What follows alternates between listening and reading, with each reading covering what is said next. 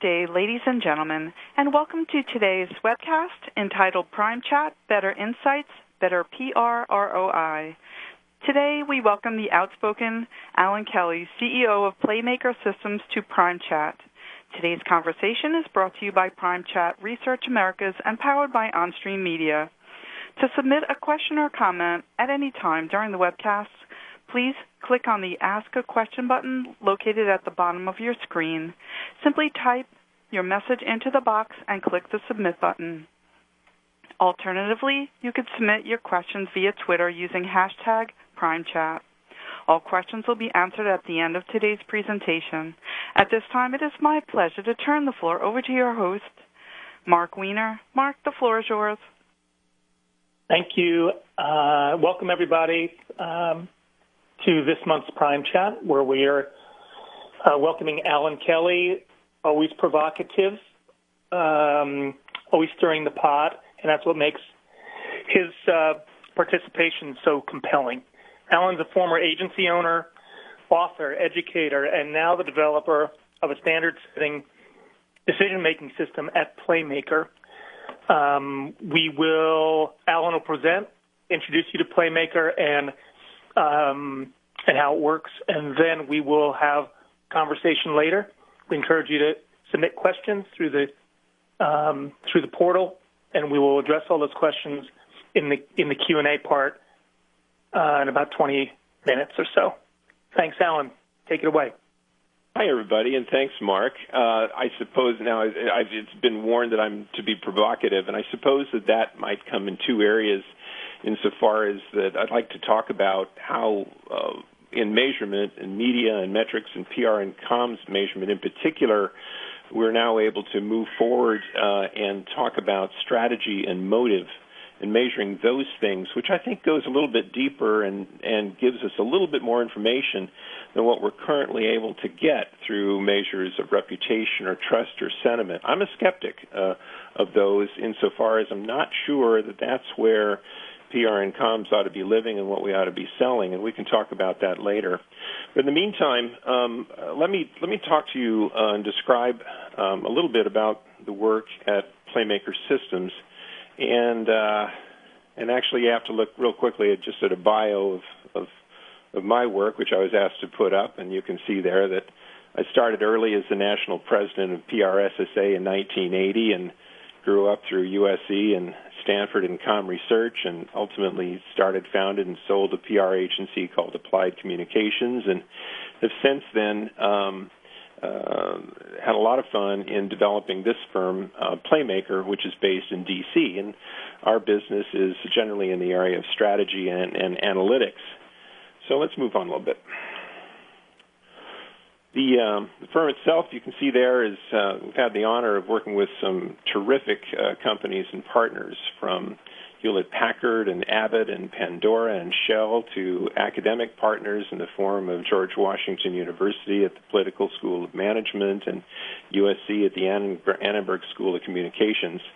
And some of the things that we offer are interesting services and software like the Play Action Map or Playmaker Academy or a simulator, and even something we call a Play Caller, which is a free app available on iTunes. But all of this is centered around the particular idea and a book that I wrote a while back called The Elements of Influence,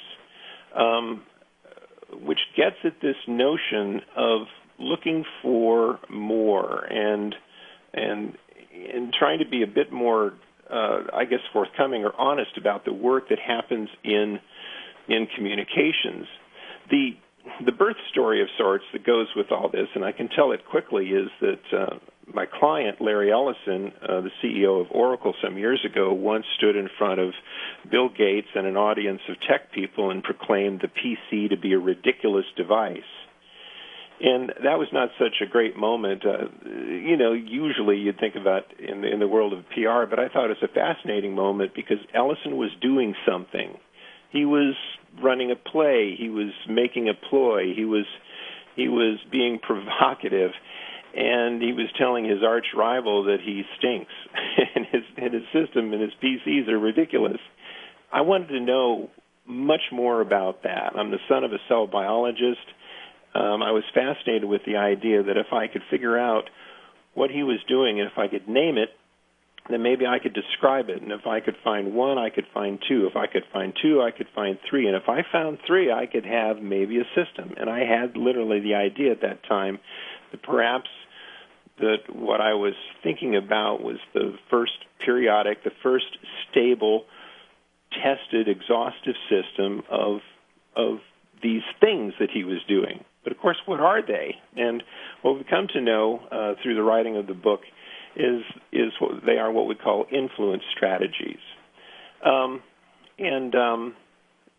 This is a little bit of an eye chart that I'm going to have a little bit of hard time going over all of it.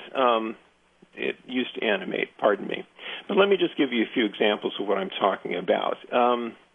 Elon Musk, for instance, in the upper left-hand corner, is very keen to use influence strategies that we call testing plays, where he will muse, for instance, about the dangers of artificial intelligence. Way over on the other side, as I spoke about Larry Ellison, there is a play called a call-out, where you literally, try to, usually through ad hominem, maybe insult or provoke or deposition, some other party or player. And that's a highly provocative, much higher engagement form of influence strategy. Maybe down low you can see a shadow there of Vladimir Putin. He runs a play very often called a jam, where he and his apparatus are, attempting successfully to stop and confuse and cross the wires of American communications and voting systems. All in all, what we've come down to, and this is now the third edition that we call System 3 of the Playmaker taxonomy of influence plays, are 23 of these discrete elements of influence. We have very strict criteria and rationale for why they are where they are and why they get to be even in the system at all. What we've realized over the years is that these are influence plays. We call them colloquially plays, that they are stratagems that in the tradition of biology or chemistry are irreducibly unique. I'm going to be a little bit careful there because we are rooted in social science, and so I think the edges are a little bit softer than, say, in geology.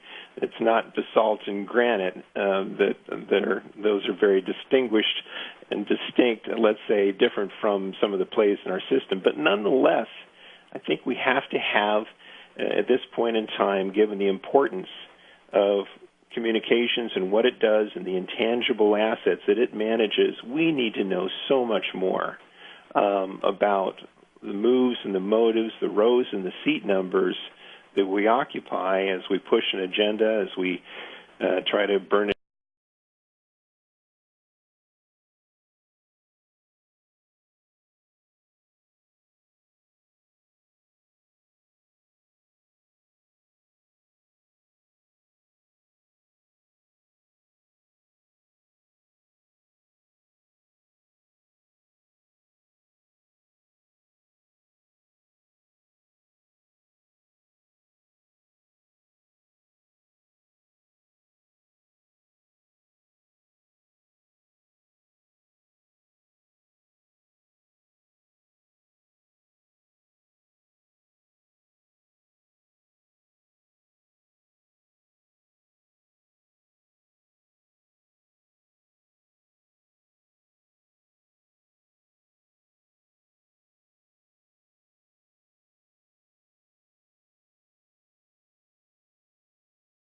Trust as we try to build up a reputation and so on and so forth.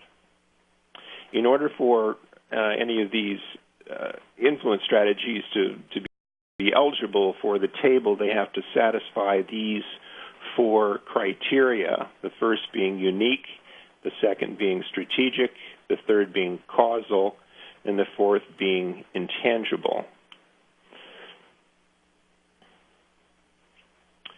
Let me give you a picture now of the actual table. and I'm going to go to a play called Concede, which is a freezing play. Before I do that, though, let me just give you a cook's tour of the table itself. At the very top, it's our view that if you're in the business or in the practice of influencing, whether it's symmetric, asymmetric, mutual, non-mutual, a zero-sum game, or something entirely opposite, you are conditioning, controlling, and confronting. And as the chart develops, you start on the left with very careful and somewhat subtle plays like probing plays, testing, pinging, pausing, and then you move to framing, of which there are 4 so far as we can tell. And then you move more into a controlling mode where perhaps you are diverting or you're freezing. By the way, I'm saying you, but of course someone could be doing this to you. So as we say, somewhat in fun, you run plays are run on you. And as you move to the right on the table, you begin to confront. You start pressing and you start provoking.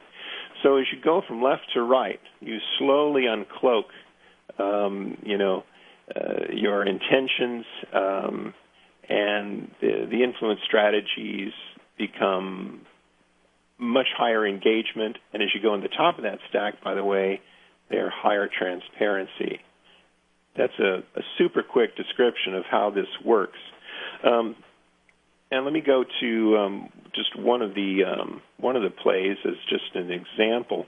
It's not just a table. It's not just some poster in your buddy's basement that tells you all about the different types of beer and their genesis, but it is actually an ontology because it doesn't just organize the influence plays from left to right and up to down. It goes deep. There, in fact, is what you might think of as kind of a z-axis. We go into it. And as an example of that, every single play is very, very carefully described. This is the play called the Concede, and the slug is to say, come clean to recover. The definition is to acknowledge the acknowledgement of a flaw, mistake, or controversy. So they have symbols, they have tags, they have names, they have icons. We have built all sorts of different conventions to speak to different types of users. They might be very literal, they might be very graphical, but we want to fully describe each of the 23 plays that are in this system. It goes a little deeper as well. Behind each of the influence strategy is something called standard guidance.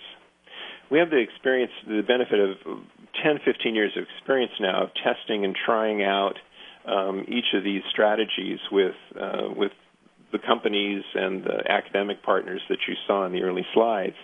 And what we respecting that every situation in influence and PR and communications, marketing, sales, public relations is infinitely nuanced, we still think that there are some certain home truths to each and every particular play. And so we developed what we call standard guidance, which is a resource that's designed to not to tell the user precisely what to do, but to calibrate them. And so for each play, there is a tab for motives, for risks, rewards, how to decode it. The money tab, in my view, is the countering tab. And then there's tabs and suggestions for how you would complement it or support it. And then there are case examples. All of this can be found, and you can access it while I'm talking. I believe that there's a URL tab there, which if you go up to and you click on, it will take you to the interactive taxonomy, which is online, and you can move around, drill down, go back and forth in and out of the system as you wish. So that's a little bit about the system. Let me give you a few quick examples of how it actually works and the value that I think it can impart. Let's take example of, let's say somebody is trial ballooning. an ally floats an idea. They say it could be a statesman, it could be the CEO, but they say something like energy independence might be feasible. And so you wonder, well, what are the observations I take from that as they're doing that? What's the strategy behind that statement? The tactic, the execution, the message is energy independence might be feasible, but what's the strategy behind it? Well, I would observe that the ally is, one, might be unsure of its policy and might be looking for feedback, or maybe they're warming the waters, or maybe there's something else. But my conclusion, knowing each of the 23 plays, is that they're probably running a play we call a test, which is the release of preliminary concepts or tentative plans. And in that regard, if I am that particular trial ballooner's friend, let's say not their rival, I might want to go to the complement tab, and I might want to run a play that supports them, that helps them, that accelerates what they're doing. They're testing, they're seeking, they're looking for information. So how would I, as a friend, an ally of theirs, help them out? Well, I might go to the bottom of that suggested list there and run a play called a challenge.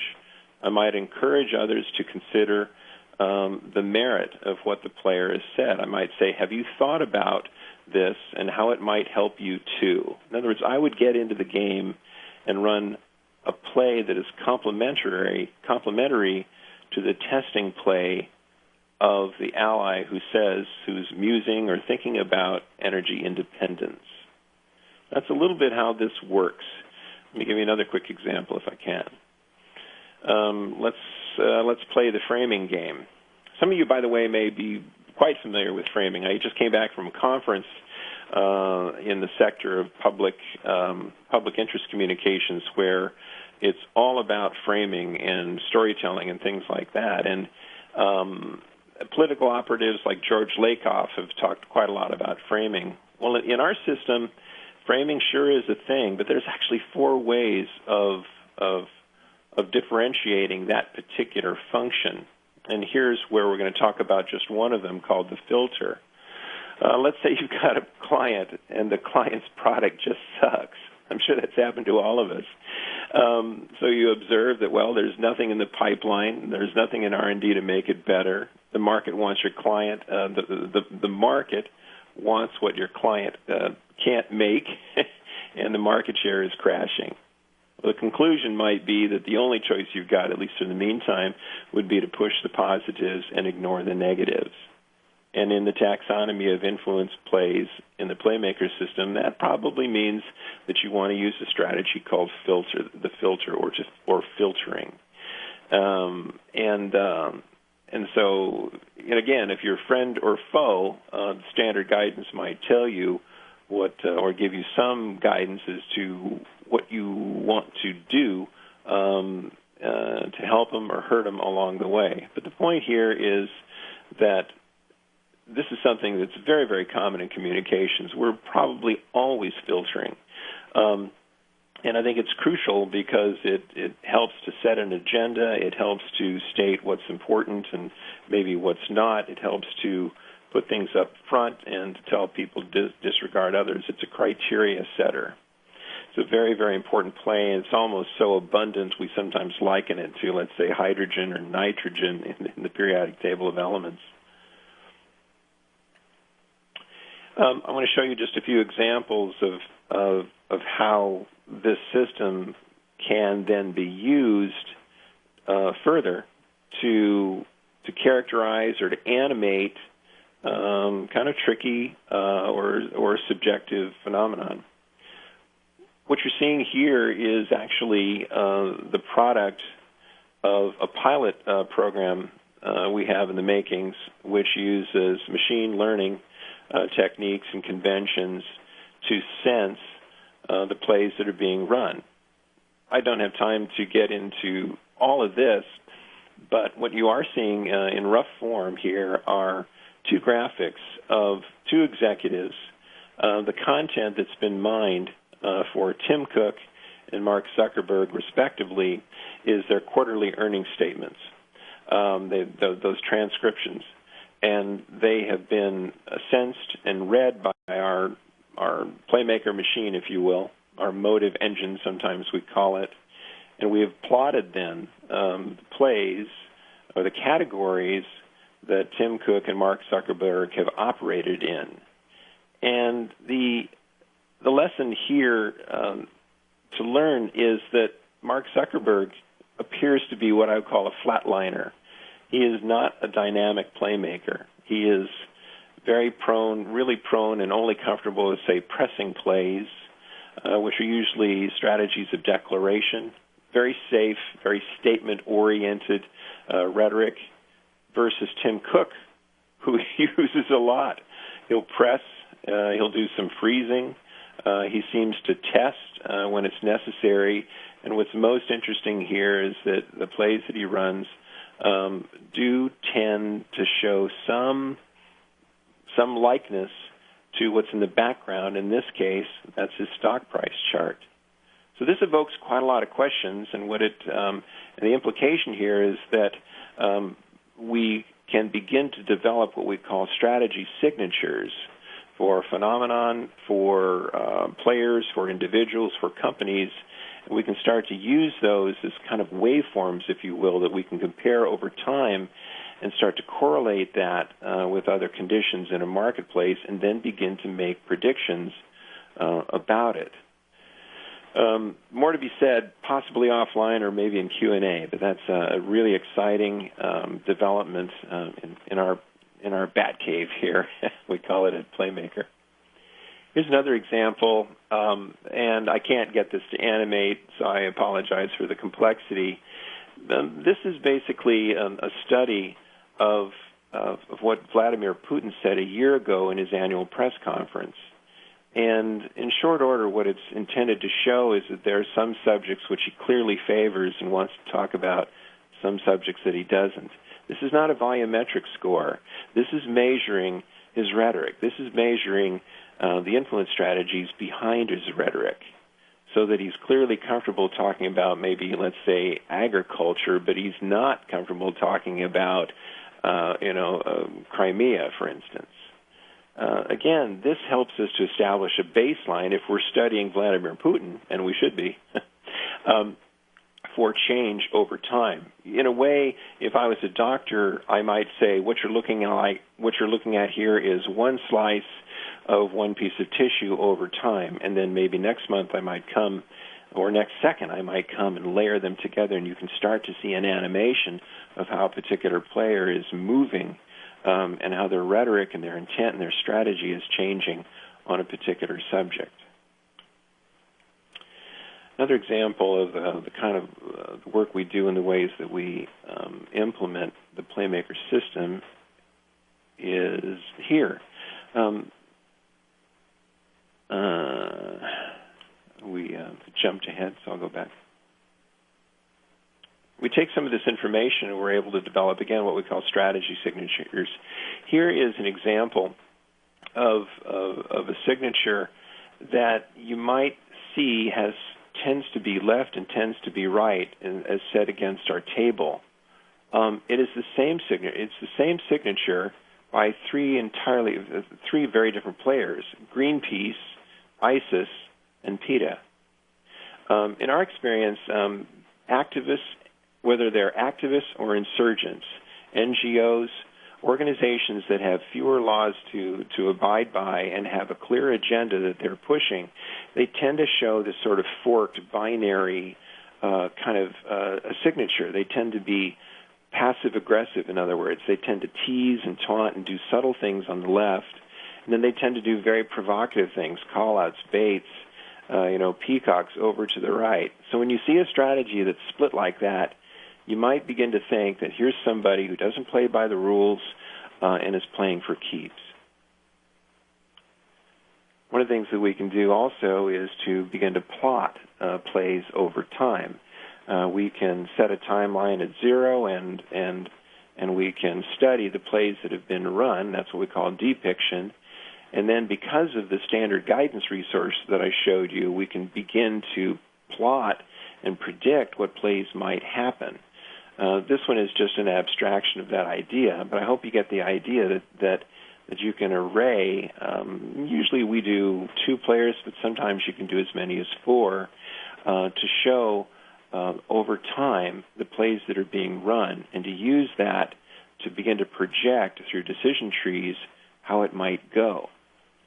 That leads to this notion of, here's a quick analysis we did with Chuck Todd debating with Kellyanne Conway, where he ran a bait and she ran a deflect, and so on and so forth.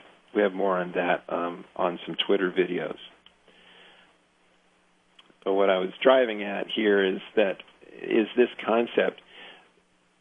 Much can be said about linear planning and processes, but I think what's really going on in the world of communications, especially with the advent of social media, and that latency is just gone now from the process of influencing and the results of behavior and buying or whatever.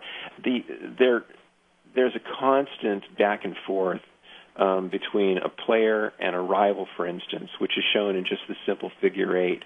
A constant grinding of the gears, if you will, between the plays you're running on a rival and the plays that a rival is running on you.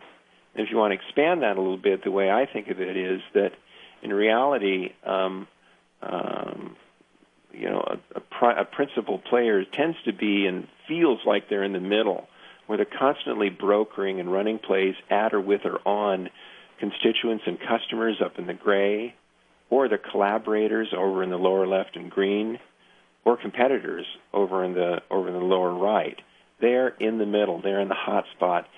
And this is just a demonstration of the circular nature, the iterative nature of how we run plays, constant agreement, constant conflict, in order for us to persevere, press a point, and to advance or defend an agenda. One of the things we also do is to utilize the Department of Defense wargaming convention, where you would divide teams into blue and red and green and white. Blue is usually good guys. Red is, you might guess it, from the 60s, communist enemies. Green can be partners, and white is independents. They're fence sitters, and the white is generally where the media might often play, presuming they are not biased. But this is also a great convention for deploying the plays and guiding a game or a simulation to help companies, organizations understand the lines that they can or cannot cross. I think there's a lot of assumption. There's people think too reflexively about plays that they can't run. This process helps them to understand if they really can or can't.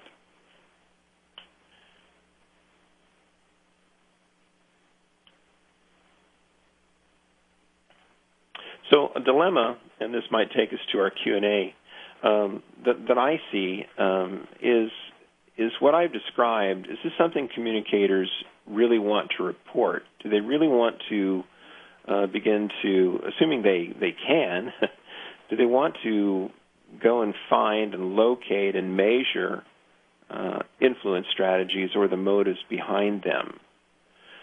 And I'm not so sure that the rank and file do or does, because the 23 strategies that I've shown you, some of them don't exactly exemplify the sort of beautified world that I think the PR leadership, or the real thought leaders in the PR industry, the way they represent it.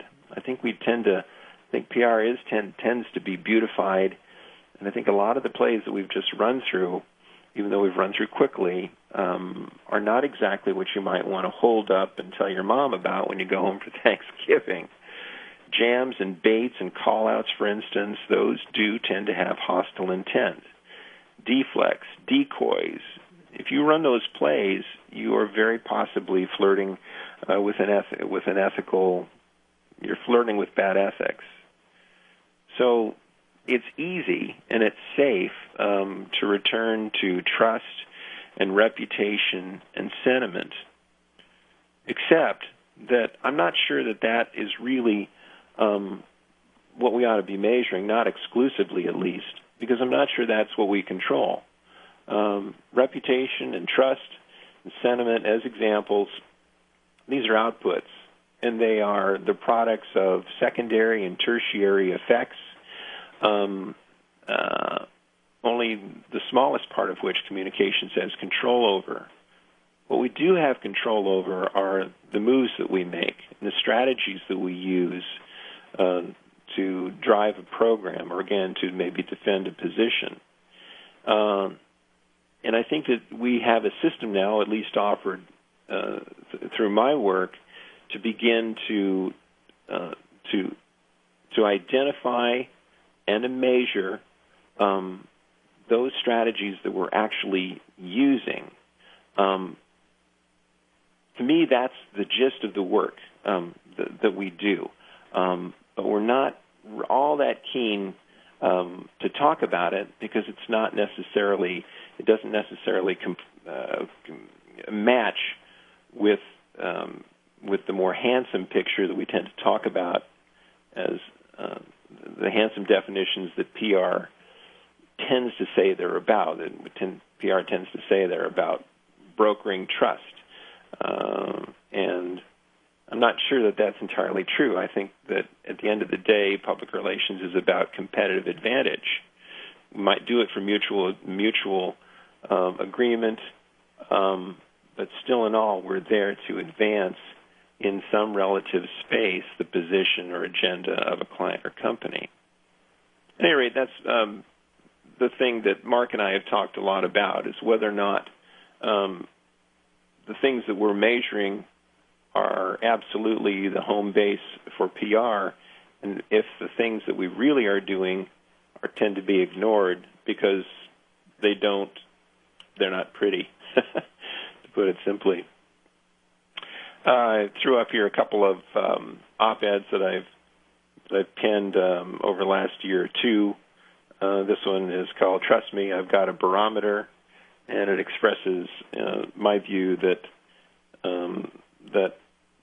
trust, and in particular the Edelman annual Edelman study, I think is a bit of a dangerous thing because I don't think that the trust is actually something that communication solves. In fact, I think there's probably a case to be made that trust and the application of trust services are possibly accelerating the problem that their actual study is signaling. I don't think that trust services are a cure. I think, in fact, they might even be a cause. So that's certainly something that we can argue about. The other op-ed that I want to show an image of here it's not coming up.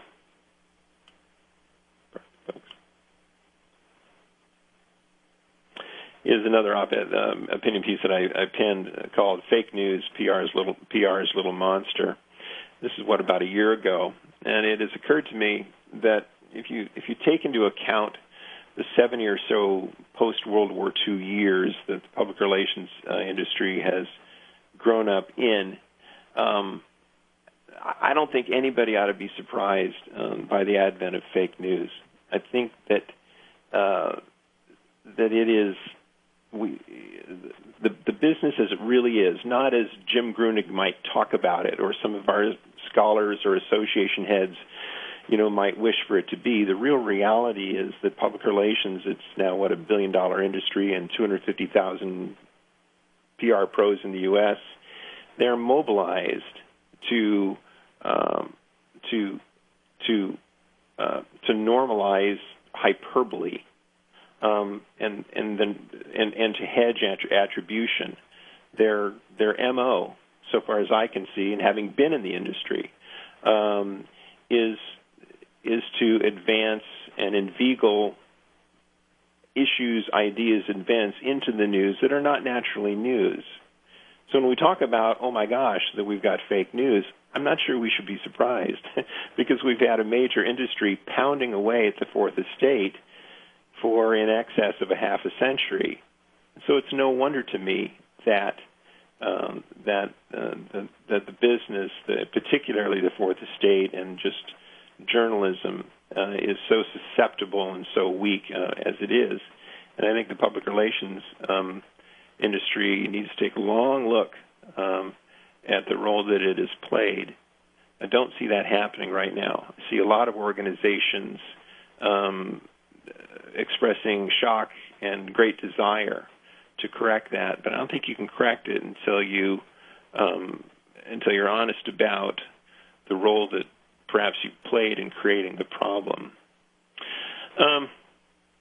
So those are two positions that I know Mark wanted me to bring up and chat about. And I guess to circle back, if there's a tie-in to the system I've created, it is that I have a real keen interest in understanding the elemental, sort of the atomic view of what we do in communications. And in that quest, what I found out, is that there are elements of our work. There are units that we can measure. And to use an analogy, some are radioactive.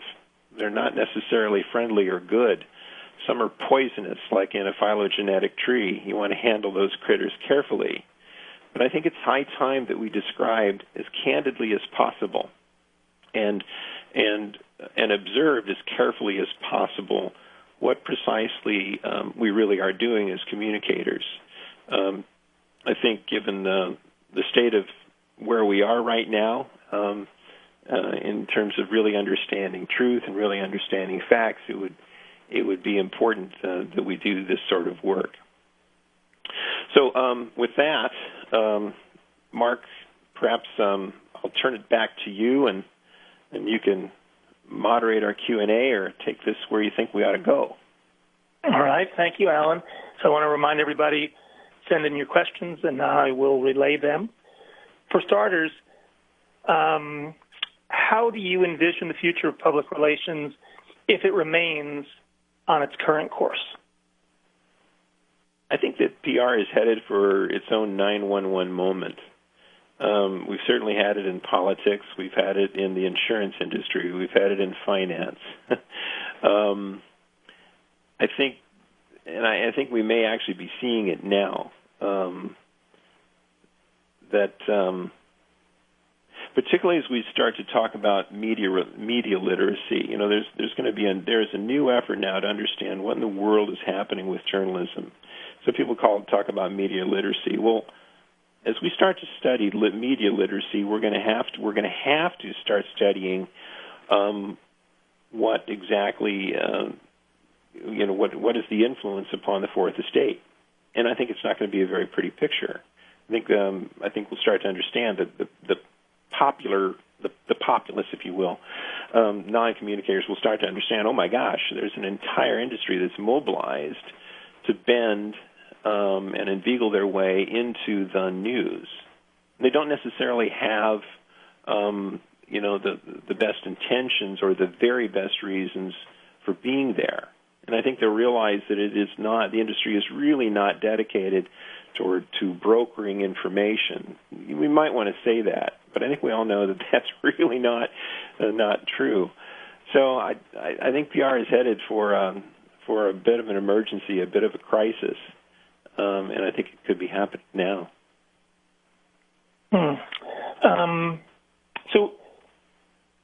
I think if we ask most public relations people what it is that they bring to the function, they would talk about creativity, relationship building, and their expertise in those areas. To what degree is the public relations you proposed formulaic, and to what degree is it still a function of creativity, expertise, and relationships? there's a huge focus on relationships in public relations, of course. I don't see there being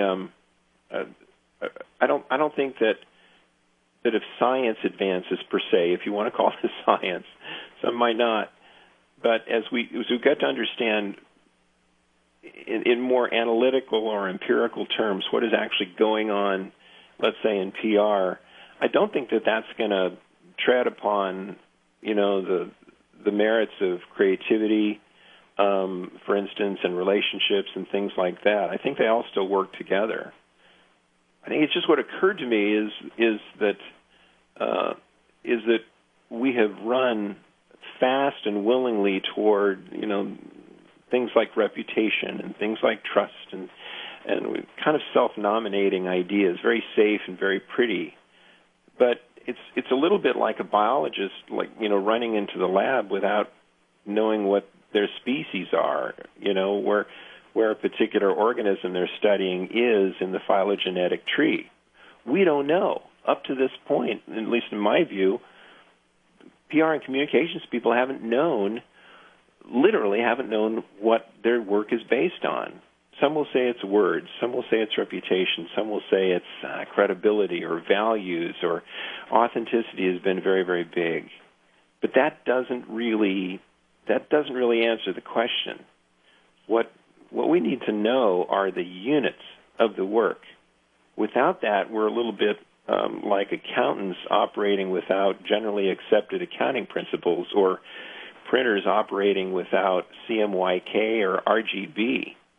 And we have gone an awful long time without having some stable framework that explains that. I think we've gone a long time because we don't really want to know. It's not necessarily flattering. Well, I know in the research work that I've done in my experience, there's always this question about the research stifling creativity or minimizing the importance of an individual's expertise that that the research suggests does this or that. I think the research promotes creativity because I agree. I think, for instance, again, if you take my system, if you decide that what you're really doing is you're trying to frame something, well, that's really helpful. Then you focus your brainstorming or your creative applications on the notion of framing, rather than waste your time over on areas of like provocation or pressing or diverting. It's really, really important that you understand the area of the table that you're operating in, and once you do, then that actually accelerates you because you become more focused, and the better the focus, the better ideas. Mm-hmm. And the greater the efficiency that you get to the heart of the heart of the matter. I don't think creativity and science and PR and comms are incompatible at all. I just think that the science is radically underserved, and I think rather woefully beautified. And that's not okay, because the work that we do and the things we get involved in, at this point now, they really matter. I'm with you, and especially within a business context, I think the days of indeterminate objectives and vague return on investment are fading, and so public relations people have to demonstrate more clearly and quantify more clearly the impact that they have. So the combination of research or a formula matched with creativity and expertise is a way to do that, to bring to document the impact of one's creativity or one's relationships, and to do it with efficiency. Mm-hmm. Mm-hmm. So, what do you how would you characterize the role of traditional media in managing influence in the Playmaker landscape of influence? Well, I don't see a difference. One of the ambitions of this system is is that it would or should transcend media, and that it can survive over time as new media come and old media go. What I'm interested in getting at is a system that would have worked just as well in the 1960s with the advent of color television as it would now with the advent, of social media. I come from the agency world, and there is this just enormous infatuation with social media and creating content and being more of a producer of the content, and than being than trying to go and get the recognition through earned media. But that's all fine, and I guess you have to adapt to those things to make a living. Yeah, absolutely. But it seems to me that still in all, at the end of the day, we're in the business of influence and persuasion. And in that regard, we haven't thought long or hard enough about the actual ploys and the moves and the motives that are behind that. And I think they're universal. I've taught this system on 4 continents. I've taught it in various industries, from tech to pharma to energy to defense, and I don't see any threat to the system's vitality or credibility. What I see is differences in its use. If I cave to stereotypes a little bit, it's almost amusing, the difference in how this system is interpreted by, let's say, Spaniards versus Germans. I've seen it. It makes me laugh. But still in all, they have plays that they might prefer to run in a style in which they prefer to run them, but the plays are still the same. So what I'm trying to do is to create a system that's stable enough to endure those differences over region, over custom, over culture, as well as over time and over media as it comes and goes. Got it. So you were talking about the purpose of public relations being to influence or persuade, but in both cases to gain competitive advantage. Which, and you said that doesn't sound as good as reciprocal, the reciprocity that an academic might say. Have you heard the term of beneficial or benevolent self-interest? And do you think that might apply here? That you can gain competitive advantage while serving stakeholders or the public? Sure. I think mutuality can be achieved. I think that's what you're getting at. But I think what I'm just saying is sort of a fundamental here is that we don't have jobs if, in some respect, we don't advance or defend the interests of our clients or companies through communications. We don't. There'd be no particular reason, for us to exist. Even if it's a not-for-profit, even if it's for government, every organization exists, in some sort of, Darwinistic environment, from NGOs to not-for-profits to for-profits. And so you don't get to be part of those organizations if you don't help those organizations move along. Now, some will say, well, the very important function of communications, public relations is to, develop and support and earn the public's permission to operate and, things of that nature. Well, that's true. But that is actually a function of advancing. That you are creating, you are helping your company to advance. I don't see that it exists or we have jobs if you don't do that somehow. So this is recognizing the business of public relations is business, seems to me. And I think some people don't, especially academics, as much as many of them are my friends. They seem to be the ones who who view the purpose of public relations in a different light than what you're describing. Yeah. Oh, I know. Jim Grunig, the great Jim Grunig, is I count him as a friend, and he's been very kind to me as a critic and a helping hand on my system, even if we disagree. His basic, his work is in this area of the excellence theory, which essentially says that the good work in public relations, the most effective work, is the work that is two-way and symmetric, which is shared and which is mutual. I think a lot of people disagree with him about that. I think I do. It doesn't match with my experience in the field. And I think that is such a sexy idea, and it's so politically acceptable that it gets embraced. I don't know, going into a hall of education and communications is, to me, right now still is a little bit like going into a church.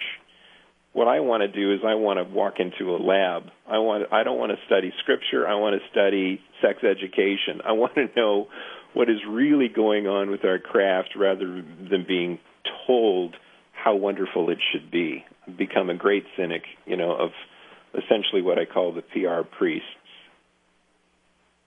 That is a memorable quote. I'm glad there'll be a recording of this. The next part of the priest part. Well, I thought the church and the laboratory. Okay. So one is a matter of faith and one is a matter of science. Yeah. Okay, that's a good analogy. Okay, well, I want to thank you again, Alan, for joining. I want to thank everybody in the audience for participating.